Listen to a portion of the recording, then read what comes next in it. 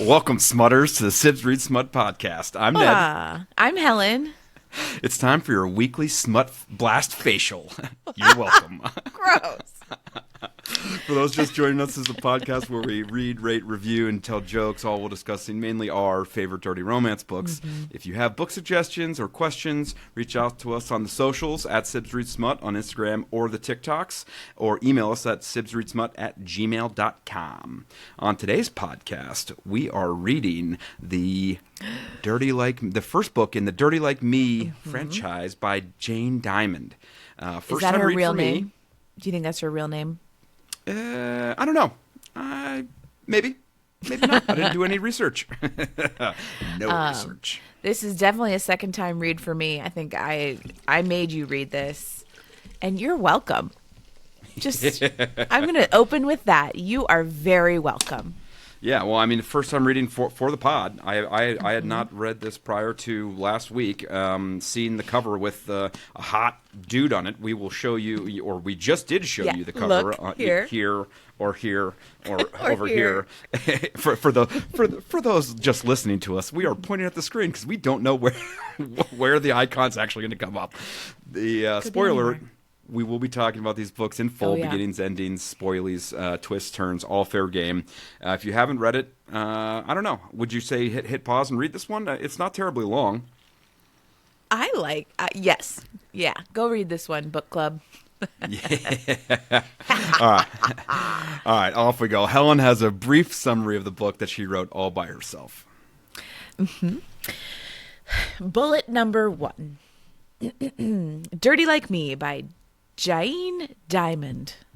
There's an I in Jane, and that's new. Okay. Jaine Diamond. Katie Bloom is a sexy skater girl who loves baking cherry pie, and not just in her pants. That's foul. Jesse May is a perma-hard lead guitarist ready to go on the tour of a lifetime, but he needs a girlfriend. You might just be asking yourself why. Because of a sexy music video, I guess. Fake dating, real boning, confusing feelings, from hard rock to hard cock. This book has everything. Spoilers, they fall in love. Or did you come up with a t-shirt slogan? You were like, I need something for a t-shirt. Hard rock to hard cock. That's too much. I mean, it's like our 5th t-shirt that we've created on this show. Oh my God. I'm proud of that. I'm proud I was of that going to say, you also capitalized all of those words. Yeah. So yeah, that I could tell you were proud. We're giving a peek behind the curtain, Helen. You wrote this, not me. They'll never know. They can't tell. We have such different voices, They will never know. They'll never know. The Canadian setting for this one, which Vancouver. Yeah, which I thought rock stars, just based on the cover and the brief description that you gave on last week's podcast, I guess I was thinking L.A. again. But they go to L.A. I mean, there's a lot of L.A. time. I mean, they go on tour, but I mean, they're based out of Vancouver, like they're born and raised in Vancouver, and dual perspective, which love. You're welcome. It's great, but while it is dual perspective, we really don't get Jesse's feelings at all. Yeah. Yeah, so we see little snippets of him and his. That's a good point. I hadn't his thought perspective, about... but not his feelings towards Katie. Katie Bloom is the main character. We don't really get his inner workings mentally, while we get a lot of hers throughout this. Yeah, and he explains things, but you're right. I feel like it's more logistical. Of he's talking, and so his bandmates are his best friends, and I think in the series his best friends are then the other books. So this book is setting up a lot of the future. So books. Dylan, the band manager, is book 2, and he falls in love with Jesse's sister, Brody, who's a model. Brody, and Jessa are the love interests for you book 2. You said Dylan. Who's Dylan? Dylan. That's who you said. Oh. Okay, you meant Brody. Okay, so I meant Brody and Jessa are book 2, and then The other guy, Zaine, the other I think bandmates. Zaine is one of them. One of them. The other members of the direct immediate band, the Dirty Like Me band, are. Is the band name Dirty or Dirty Like Me? Because Dirty Like Me is the song. I think Dirty Like Me might be the song, and then Dirty is the name of the band. I don't know if I love that band name. I wore my leather jacket because I have a lot to say about rock bands. I'm wearing very tight leather pants right now, too. Hanging in my tight pants. It is a swamp down there now. I can hear it. I can hear your pants. That's right.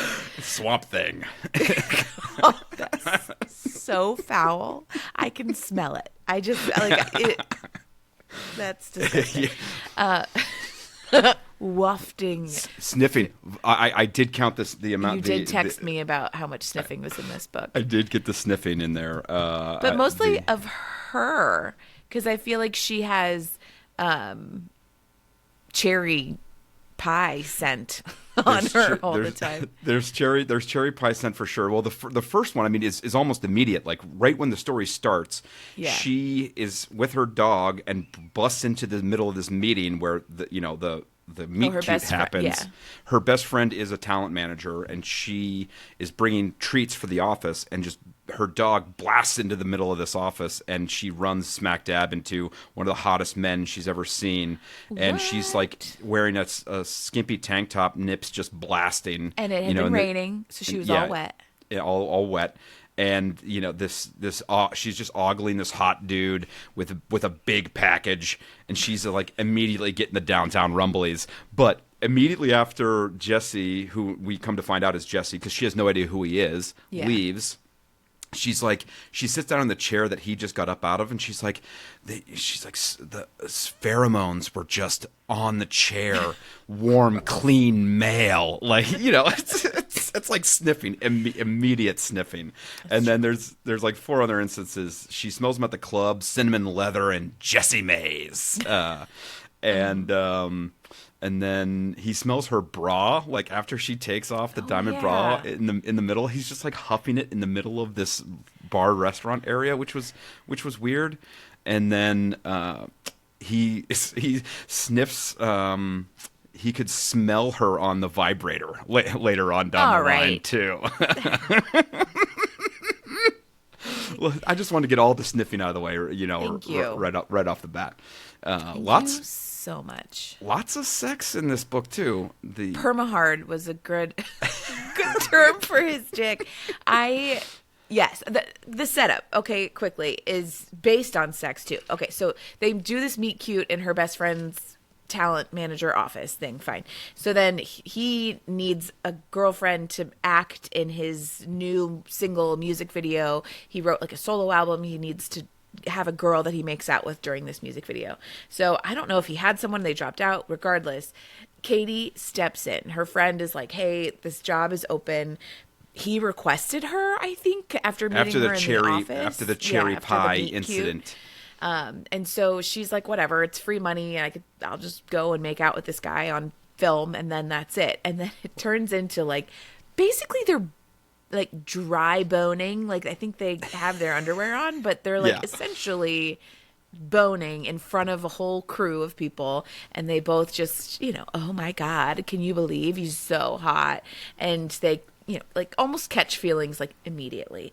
So she's like, all right, cool, one and done, bye. She leaves. She's like, I'll never see this famous singer again. And then suddenly he's in her backyard. She lives in like the coach house of her sister's house, or she works, I don't remember. She works at the sister's coffee shop, which is like run out of like a townhouse or something. Okay.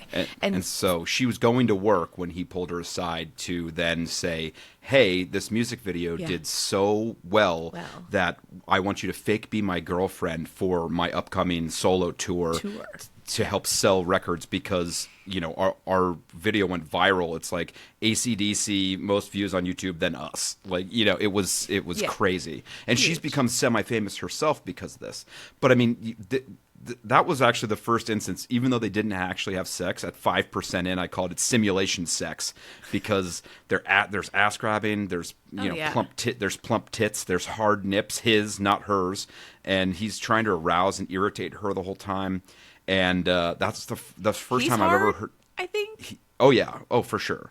Yeah. But this is the first time I've ever heard the term cockstruck before, where it's like celebrity, like instead of being like celebrity struck or whatever else, it's like no, I thought you were just one of these starstruck, I thought you were one of these cockstruck girls, and I was like, oh okay, I don't mind that term, but she admits that she doesn't even know who he is while they're filming this, and he's like, oh my god, like I thought you were just some kind of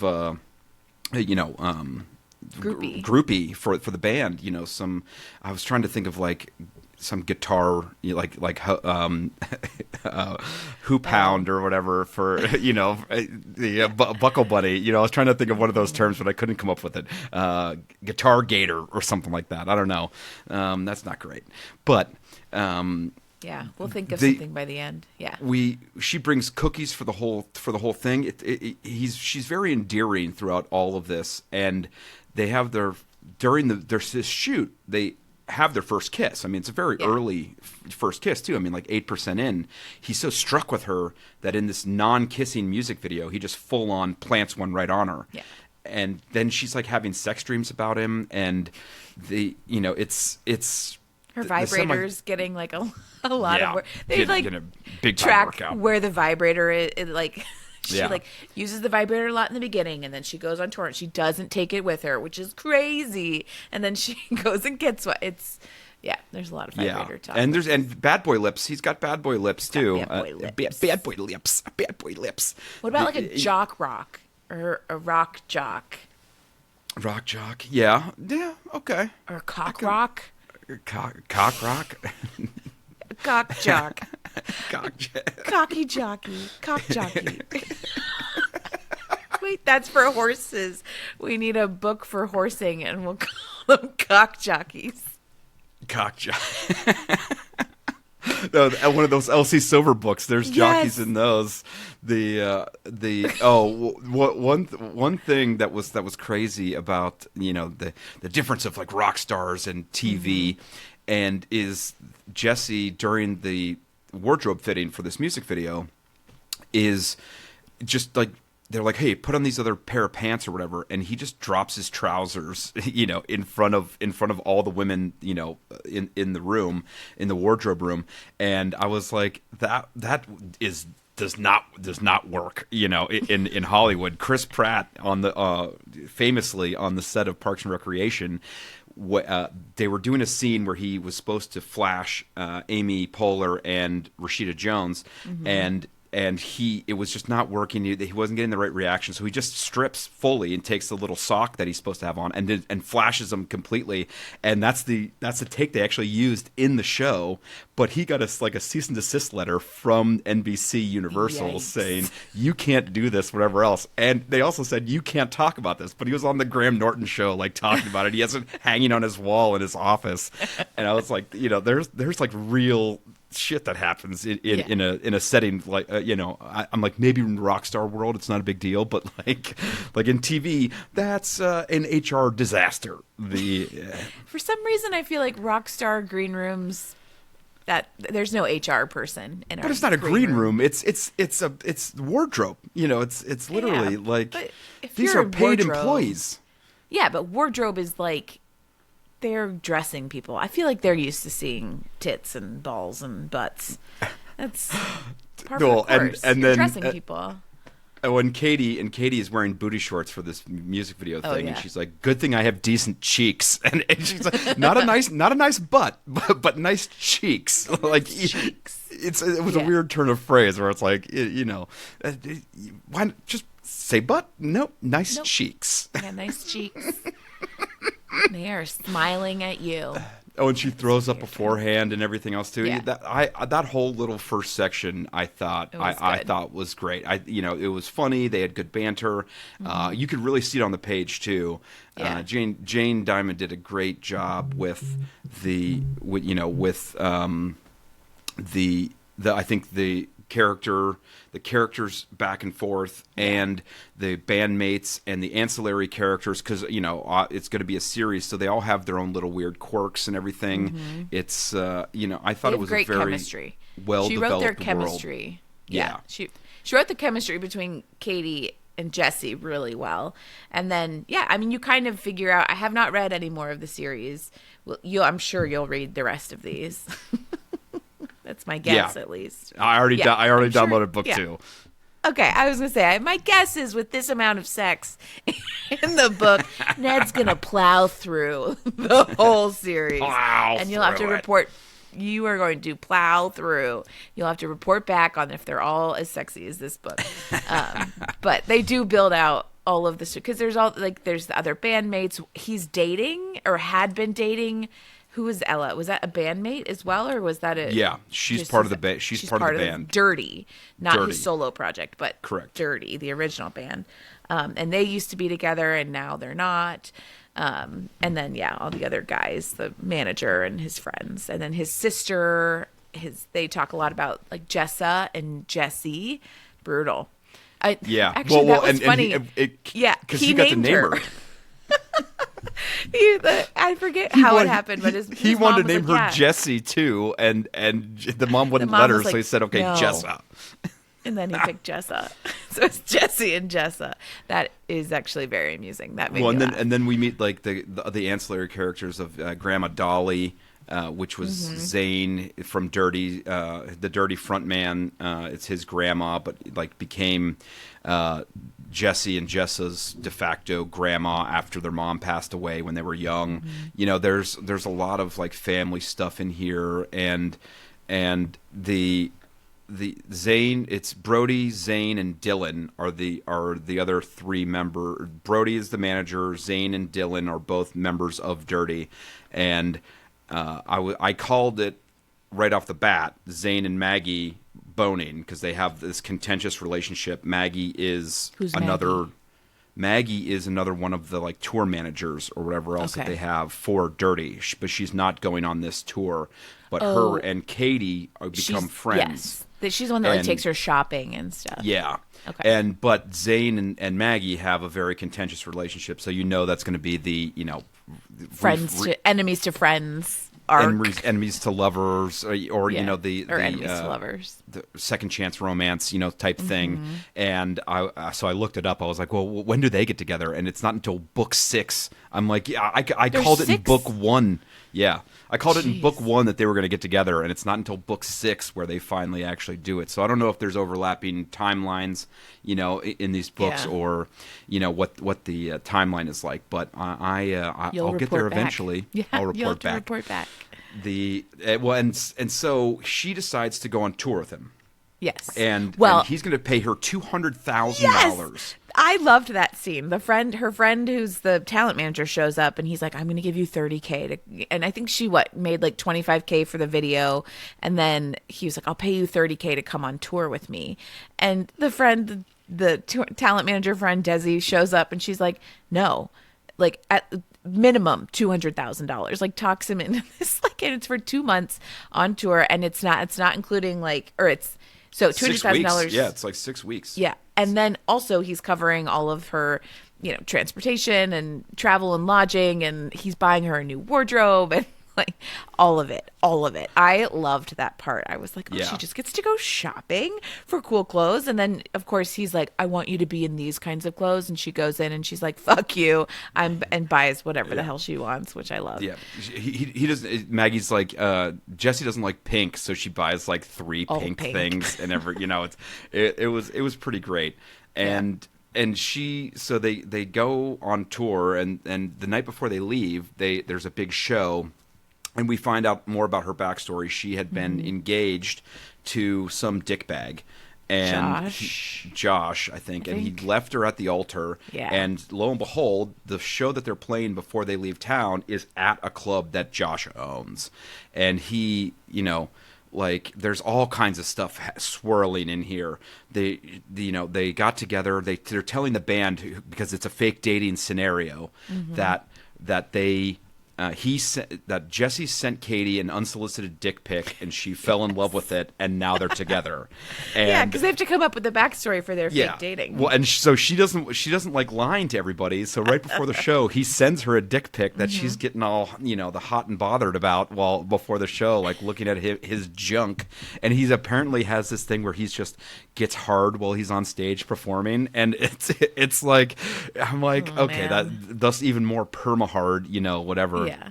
But she's getting just a huge lady boner staring at Jesse's hog, and and it's been two years since she got left at the altar. But he like corners her in the bathroom, locks it. He's Josh. He's a smarmy piece of shit. He's trying to rekindle stuff with her with like serious bro energy, and it was disconcerting. And I think he caught on to that she was with the band or something, and so he was not. Well, and she was in the video with him, obviously looking very steamy. Yeah. The video is already out, so he was jealous and just wanted. I don't think he was coming back for Katie because he thought Katie was so great. He wanted just her attention. Yeah. And it was gross and smarmy. And I think he cornered her in the hallway and kissed her. Yeah, he like grabs her and unconsensually kisses her in the hallway, and Jesse like finds them right there and is just unimpressed with Josh's bullshit. And Katie tells Jesse the story later on that night about getting left at the altar and his abandonment and how he had sex with one of her best friends and how she lost like her whole friend group over this, and better screw it. Devi is her like ride or die, and she doesn't need anybody else, but it hurt her a lot. And we come to find out much later that she, her art suffered because of this as well. Mm-hmm. She's an artist. She's a painter and whatever, street art and and all this. And she was about to put on a gallery show hosted by Josh's dad. But when Josh left her, all that went away, and she couldn't afford studio space anymore, and it was just a whole thing. So like her life really took a dump right there in the middle of of Vancouver, and and she's getting fucked up with the band, and she snorts when drunk. She has these little peccadillos that I love throughout the whole thing. She snorts when she's drunk. She wears mixed match socks always. Like even when she buys a new pair of socks, she mismatches them. Like these little things. I didn't catch that. Yeah. Just throughout the story, where I was like, okay, those little things really build out a character, and it was very well done. And pretty much they just go on tour for the next 70% of the book, and it's jumping from show to show to show, and they're playing this weird kind of sex chicken. They start a bet at some point that like. Well, and I think she says right off the bat, she takes the money and she agrees to the money. Yeah. And she says like, but sex is off the table. And so then I think because I don't want to feel like she doesn't want to feel like a whore. Yes, which is smart. Understandable. Yeah. So then at some point there's like a ton of sexual chemistry between them, and they decide that like they don't want to have sex, but then they decide it's going to be a bet, and the first one to give in essentially and have sex with the other is. And then it's loses. Like, well, then, how do you determine who loses if we're both having sex? And it's like whoever comes first is going to be like the loser of this little bet. And so it becomes sort of like a bantery thing between them. But they bone pretty soon after starting the tour, and then just fuck for. Well, they slept naked. They slept naked together the first night after that first show, and she leaves. She leaves the hotel room, overpays for $60 pink hotel flip-flops, and then buys him a bunch of cinnamon gum as pretty much a, hey, I'm not going to go on the tour, I quit. And he then follows her back to her apartment and like makes her breakfast and like talks her back into it, and they come up with their set of rules. Yeah. You can't fuck anybody else. You're not going to fuck me either. And they kind of, like get their whole thing, their list of like do's and don'ts together for each other. And she's already like lost in the sound of his voice. I'm like, you're already in over your head. Like you're already. They cat feelings in like pretty much immediately. Yeah. 45%. There's their club making out. There's thigh squeezing because she's just like gushing, and she needs to hold it all in, and like some hot kissing and butt grabbing, and that's right around a lot of the sniffing. And he bought her what she thought was a rhinestone bra, and it was actually real diamonds. And that's when he's like sniffing sniffing it in the bar after she takes off. She's like, I'm not wearing diamonds. These are blood diamonds. You know, like the diamond industry, which that actually now I'm putting that together with the last scene of the book. That makes more sense now. But yeah, she like hates diamonds, and she's like, I'm not wearing diamonds. Yeah. This is insane. That's funny. Well, and there's lots of dick straining going on. Like jeans and leather pants apparently just can't hold Jesse's junk when Katie is around. Like it's you know, and she's like undressing him after she got him drunk, and they're playing a dangerous game. But like literally on day one, her principles are almost out the door, and then 50%. I mean, and we're halfway through at this point, and there's you know there's a lot of sexy talk. There's a lot of angsty tension, but there hasn't been any actual sex yet, and the 50% in is sex chicken on the tour bus. They have a bet about who can hold out longer from sex. It's been 2 weeks, and we find out that Jesse hasn't boned since the music video. He hasn't slept with anybody else since the music video. He's been waiting for her. What a knight in shining armor. Yeah. Wow. I know, right? All the groupies and everything else. Yeah. 54%. What a guy. 54%, there's an explosion in their pants. He's biting her nips, and there's lots of clit talk going on, and she gets interrupted while she's pulling out her new vibrator, her vibe as she calls it, and she's playing a solo show, and Jesse walks in and sees her just baiting on the bed, and she throws it across the room, and he picks it up and is like, gives it a good old whiff, and somebody interrupts then, right? Yeah, and then he has to go to a meeting, so he has to leave right away. Yeah, and then it's the next night or the night after the show, and some Mohawk guy is hitting on her at the bar, and she doesn't even realize that he's hitting on her. And that's like this is from Jesse's perspective. He sees her at the bar, and he gets pissed at this other guy. And how can Katie not know that she's getting hit on? She's so beautiful, all this kind of stuff, and she has no idea. Yeah, she has no idea, and they get in their first argument. It's all pretty dumb. It's like a pretty dumb fight, but then they go to like this dance club, and they're making out, and she's still harping on this "he hired me" kind of bullshit, but her vagina is giving her mixed signals to her brain, as she says, and then 60% in is the first sex scene, and I called it seafood buffet. He eats her out like it's his second job. Oh my god! And not quite crotch blasting. He gives her the old finger, no condo talk. He just wraps it up, which is nice and considerate of him. And it's a pretty steamy scene. I mean, they didn't do condoms. They stopped after a little bit, but they started out. I mean, right off the bat, I'm on the pill, and he was like, I had all of my blood work done. That was later. Before the tour. It's within the first couple of sex scenes, but I mean, starting at 60%, there's pretty much. So there's been a lot of tension and steaminess, but at 60%, 1, 2, 3, 4, 5, 6, 7, 8. There's nine sex scenes between 60% and the end of this book. So you wait until about halfway through, and then it's pretty much just every other scene is them fucking. Yeah. Which sweet, cool. You don't want your AirPods to fall out while you're at work on this one. I was playing a dangerous game today. Yeah. Oh yeah. And finishing this book. So 70%, and I mean, it's them just on tour doing toury things, but the sex scenes are the majority of the rest of the story. 70% is full on fingering leads to alley grinding. I think that's self-explanatory. And she just rubs. They're in an alley, and they haven't had the no condo talk yet, so he just comes all over her stomach or whatever, and she just rubs it in like lotion. I'm like, okay, that's weird.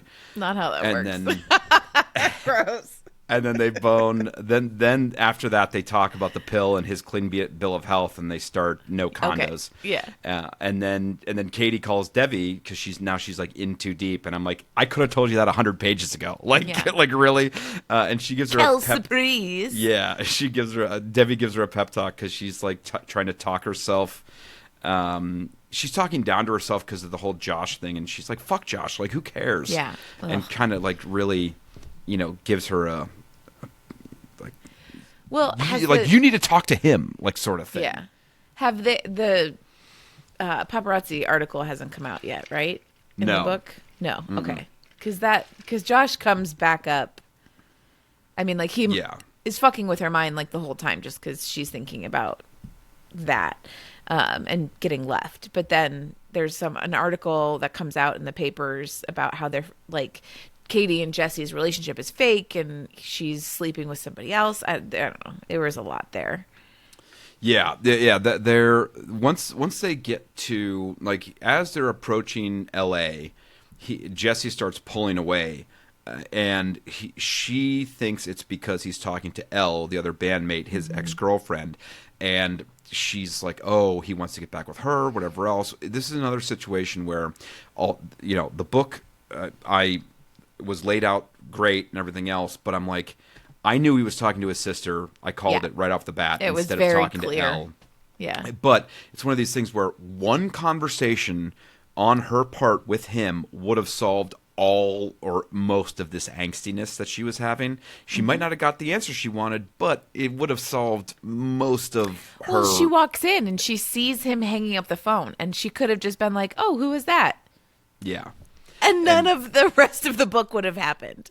Yeah. But her, and while they're having all this fun banter in the bus while they're driving, they're playing these top 5 questions, like what's your top 5 bands? What's your top 5 questions from groupies? What's your top 5? Like all these cutesy kind of first date things because they're pretty much forced proximity. I mean, they're together all the time.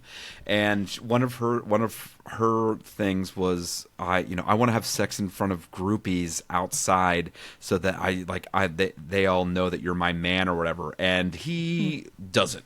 The 75% groupies get a sex show. Jesse bones her on the hood of a car in front of all the groupies. They can't really tell what's going on, but he really puts his stank on it right in the middle of this parking lot. And she but while they're doing it, he whispers in her ear like the more they buy the music or whatever else, he's like, and she's like, it's a real lady boner killer, because she can't they're tell putting if he's on a only show to sell music. She still can't tell if this is the only reason that he's doing this, and he's been upfront about the fact that he needs this tour to go well, he wants it to be a success, and her coming along is going to sell more records, and so. There is a little bit of that where it's like, hey, once you start catching feelings, maybe she could have clarified, but he was pretty upfront about that from the beginning. 76%, so 75 groupie sex show, 76 lazy morning genital mash, 78 post bacon bone fest, 80% backseat clip clap. Gross. He fingers her in the back seat while the security guy Jude is driving him around. Thank you. Which is one of those situations where I'm like, it's like what was the nanny one, the British nanny one, where he was like foot jobbing her on the couch or whatever. Oh, with the kids sitting up. With the kids sitting right there. Away. I'm like, it is Mr. a band. Masters? No, yeah, I don't know, something like that. It is a band. A band security guard guy, so he's probably not shocked by anything, but that's still pretty rude. And then she like tries to cut off sex with him because she's getting lost and she can't see the forest for the trees, of her feelings and everything else. So 82% no more set, and there's your tongue. And she's trying to have a serious conversation, and he just tongue punches her, and it's like, okay, 83% late night dick down, and she's way in over her head. but she won't talk about it with him at all still. Yeah. And the broodiness is sending her into a tailspin. I was thinking, like, do you think that's like 85%? Do you think that's a low point, or do you think that's like an early low point because the shit hasn't really even hit the fan yet? This, like, I really, really, really liked this book. It was also extremely predictable in terms of, like, okay, they do this music video together. He asks her to come on tour.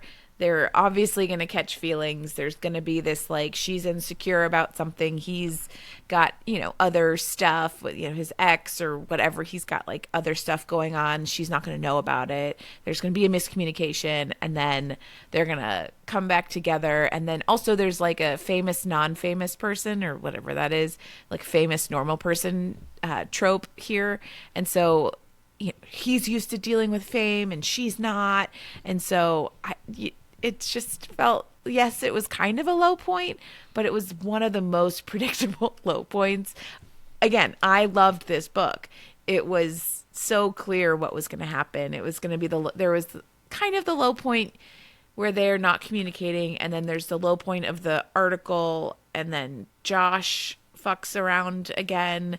He gave security camera footage to the papers. Yeah. Of them embracing in the hallway of Josh and Katie kissing. To make it seem like she's sleeping around. And they have pictures of Katie getting hugged by Zane where he grabbed her butt, at one point. And then her all this sister's husband.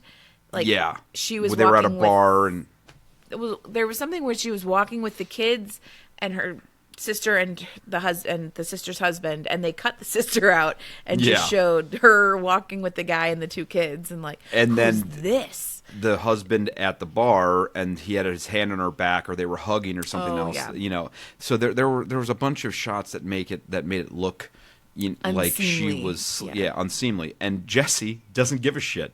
She is more bothered by all of this than he is, and mainly because it's affecting her family.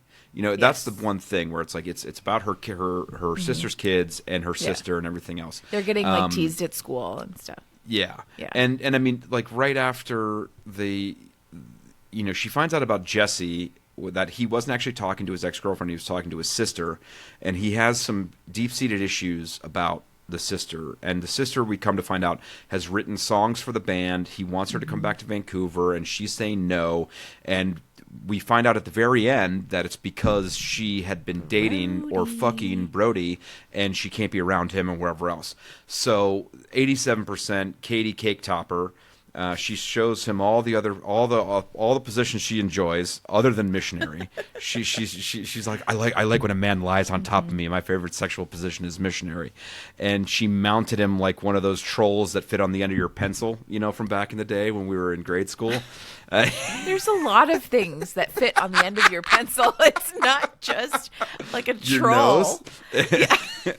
Yeah, but the long hair and everything else. And there's like so many things that can but go erasers don't look like people and have hair. But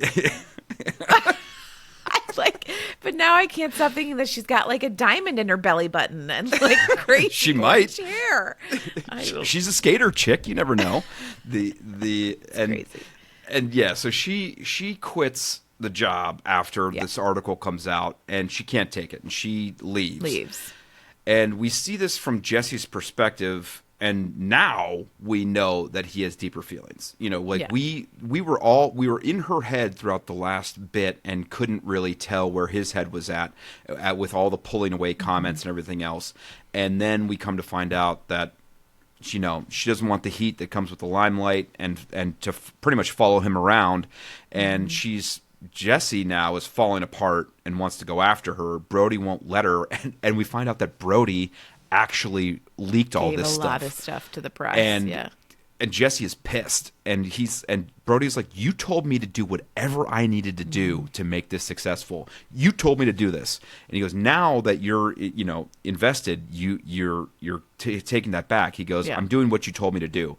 And to Jesse's credit, he's pissed, but he gets it. He gets it. And then the litany of grand gestures starts, which I I loved that they both tried. They both did grand gestures. Yeah. Hers were utter failures across the board. Yeah. That's funny. I didn't think about it like that. That's true. But she tried. So She tried. her grand gesture was to try to go back and get, because Jesse is worried about Jessa, his sister. So her attempt is to go to Jessa and say, "Hey, to LA. Your brother's worried about you. You should come back, whatever else." And she goes, "I'll call him. I appreciate that he's worried. I'm never coming back." She's like, "Well, that's a huge fucking bummer." Yeah. And so she goes, "Well, I'm going to go. I owe Elle a conversation." The ex-girlfriend. Jesse's ex-girlfriend. Might as well pop by her house. Yeah, well, and because they had a run-in in the bathroom in L.A.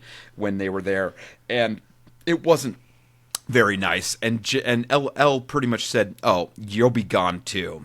Yeah. Whatever else. And so she goes over to her house because she's part of the band, and if she's going to have a future with Jesse, she needs to kind of make this right. And they have cornbread, another very fun scene. Cornbread. Hopalino cornbread, and they good kind of back and forth banter, like, "Don't ask me for this recipe, you're not going to get it."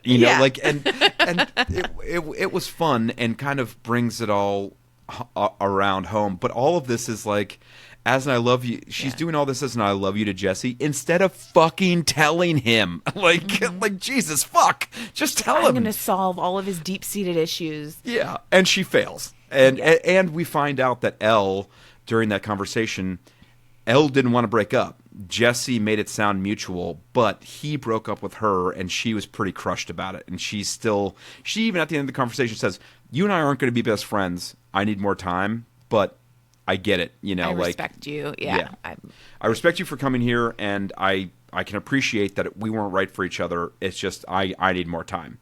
And she's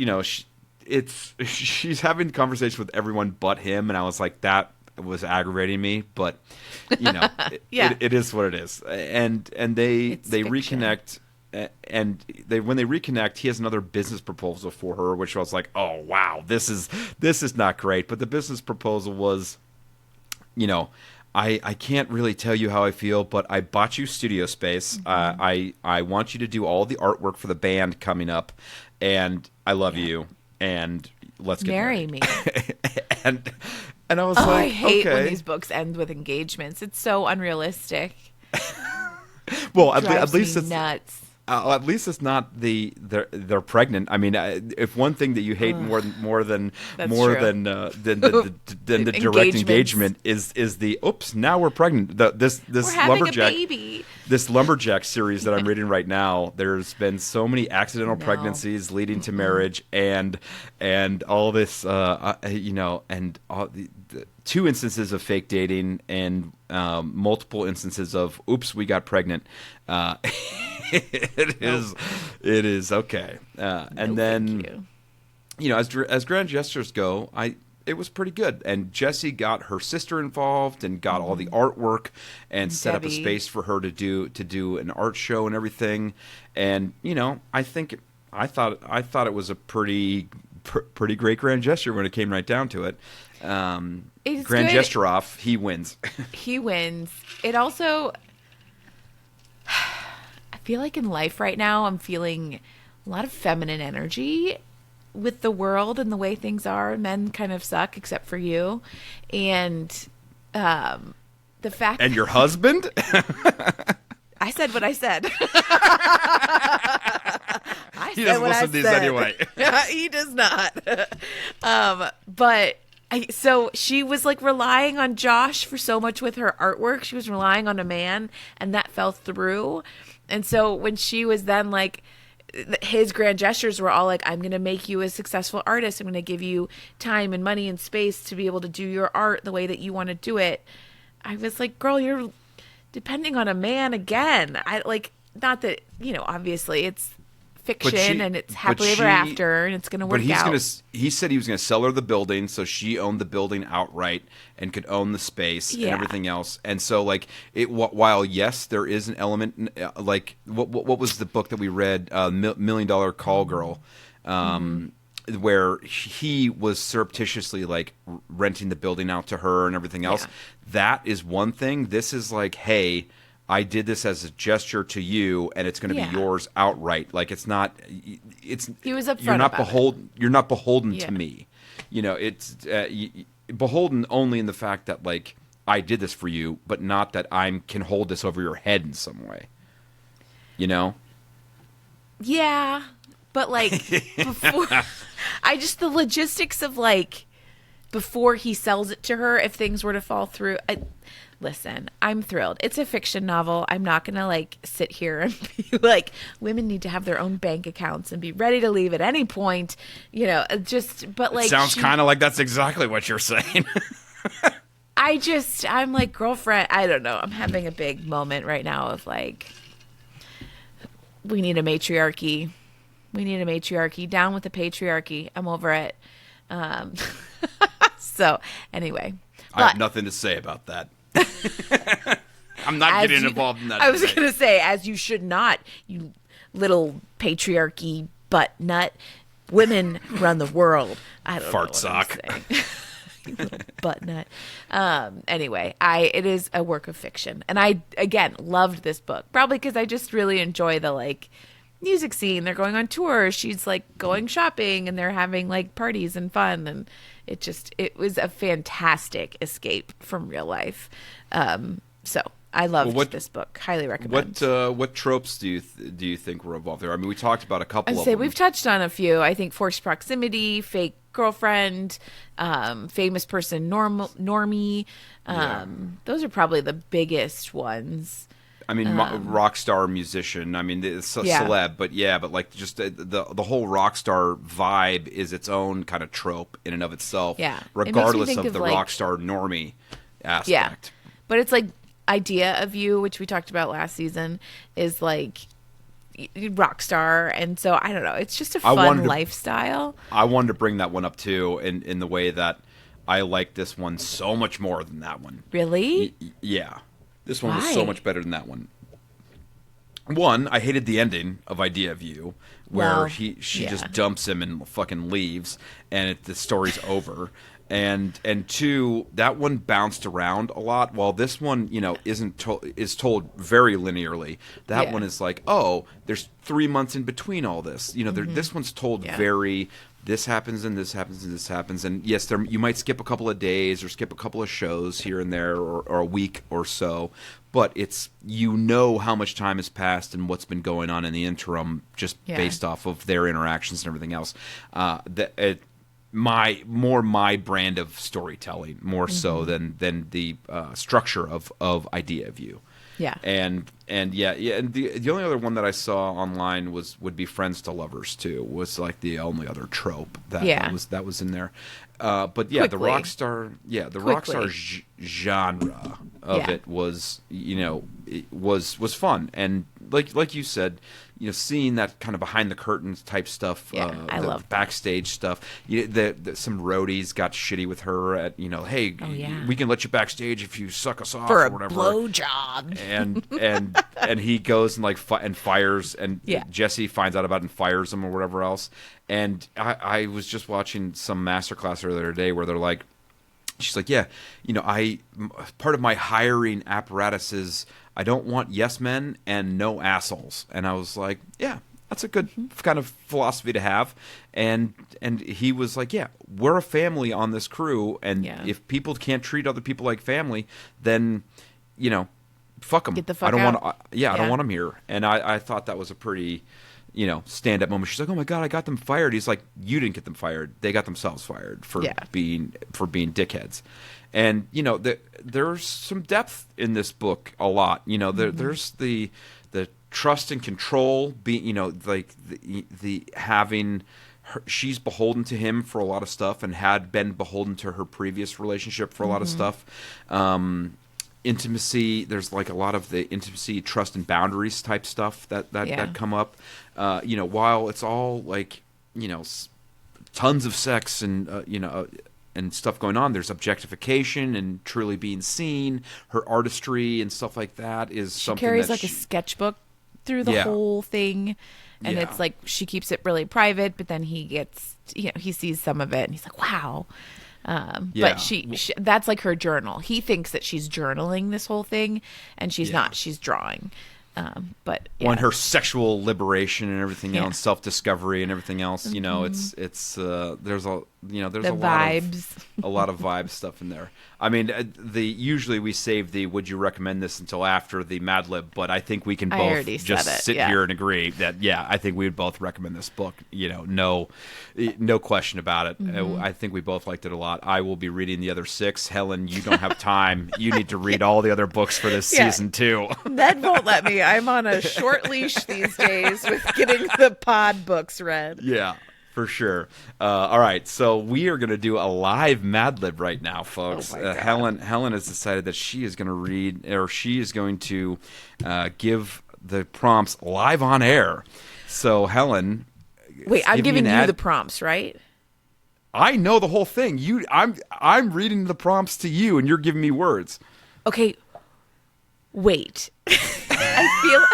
I feel like I'm going to forget like what adjectives are or something.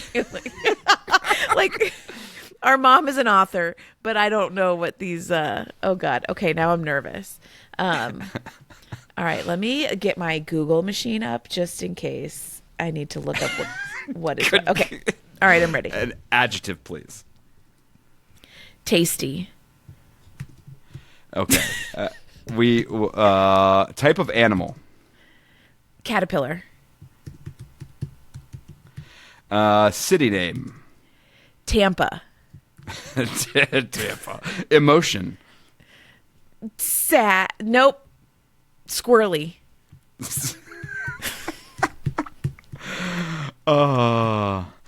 Article of clothing. A pocket square. Okay. All right. We need a verb past tense. Okay, a verb past tense is an action. Yes. Carlo College Campus School did me dirty. I was like, that is not a verb. Carlo College Campus School. Probably okay, serving the Carlo College Women of Spirit. Past tense. Past tense. Served. Served. I need a ridiculous object. Shuttlecock. Nice one. All right. We need a relationship label. Siblings.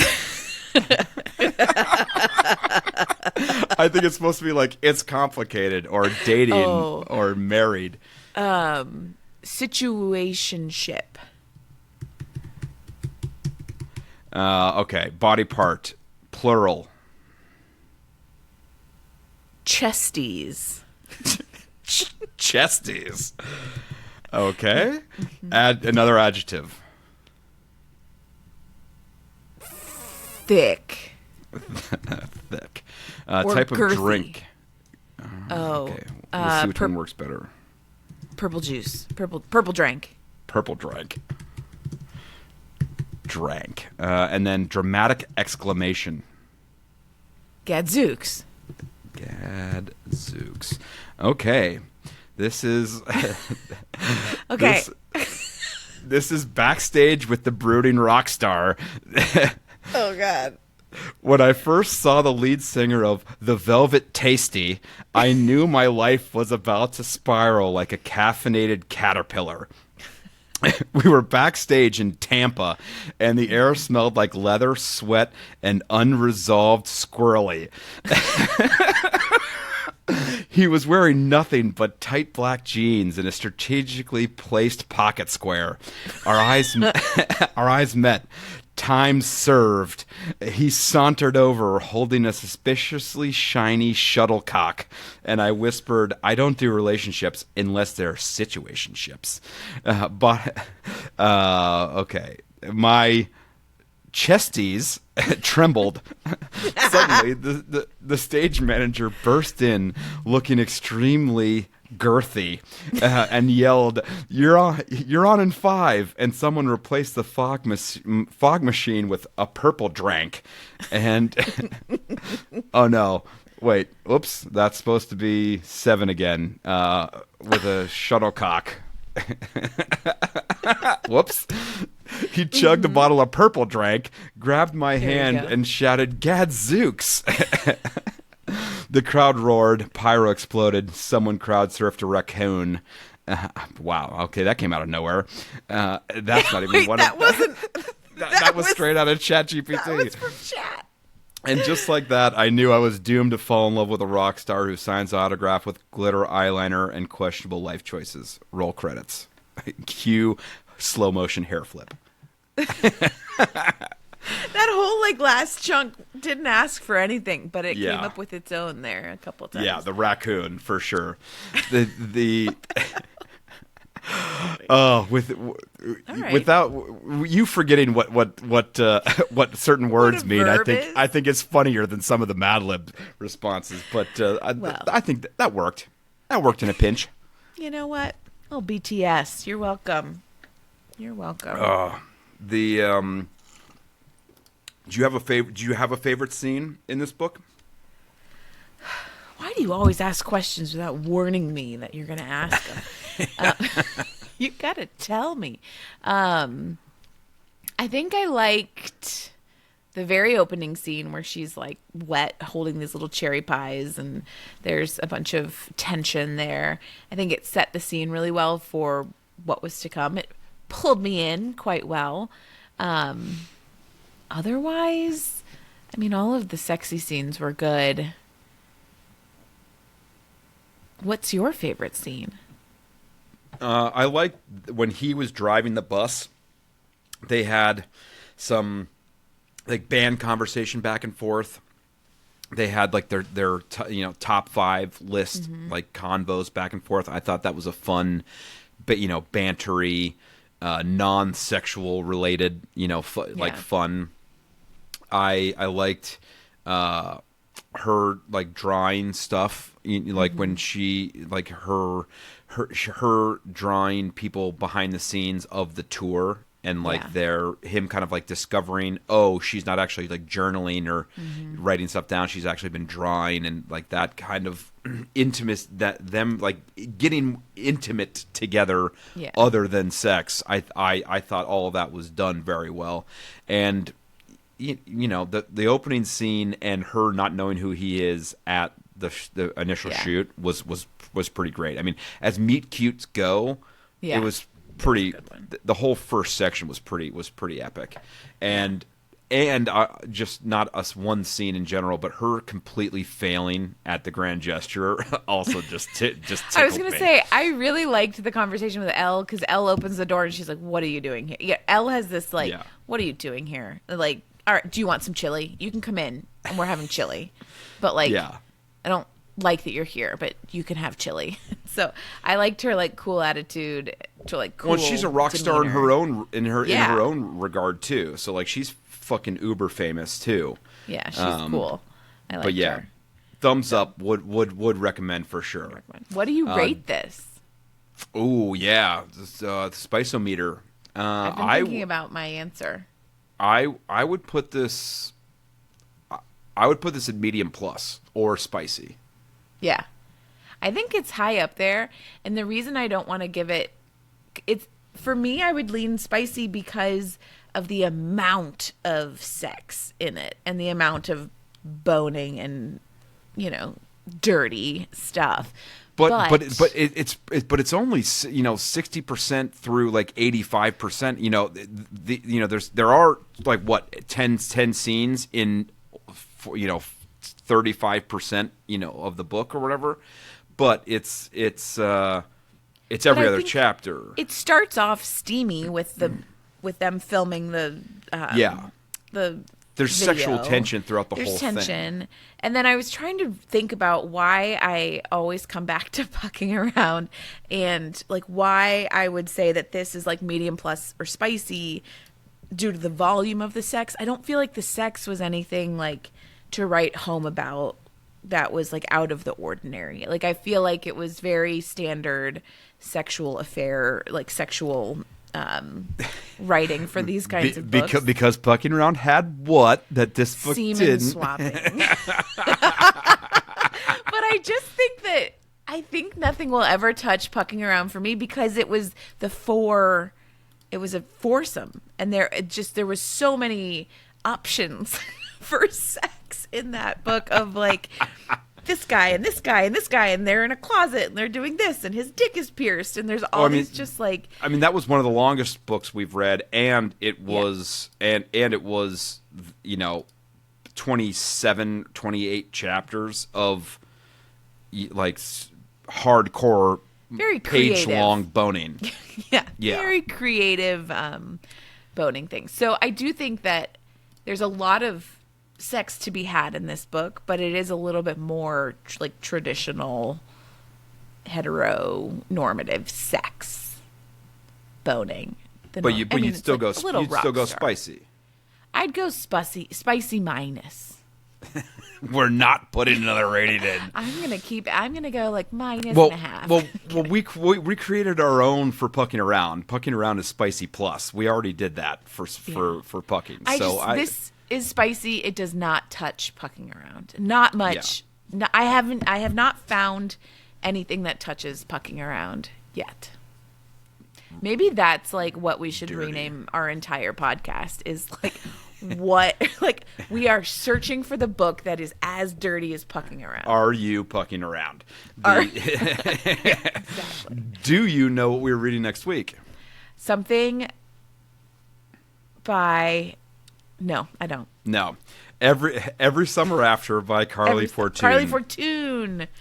We have both read this one already, and I liked it a lot. I can't remember where on the spice meter. I think it's more in the medium range, but I think medium light. Yeah. On the steam. On the steam factor, but I remember enjoying it. But we'll give you all the tea. Yeah, I think it's next more week. rom-com-y than it is like boning and like genitals, like genital smashing, taint slapping. What did you saw? Like backseat clit clap.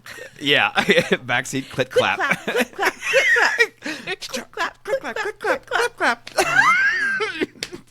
On that note, if you're liking our bullshit and generally laughing, and us generally laughing at our own jokes, please hit that like, rate, review, subscribe buttons. Generally, golden shower us with praise. Thanks for listening, and tune in next week. Rock on, Smutters! Stay smutty! Stay smutty! And done. Scene.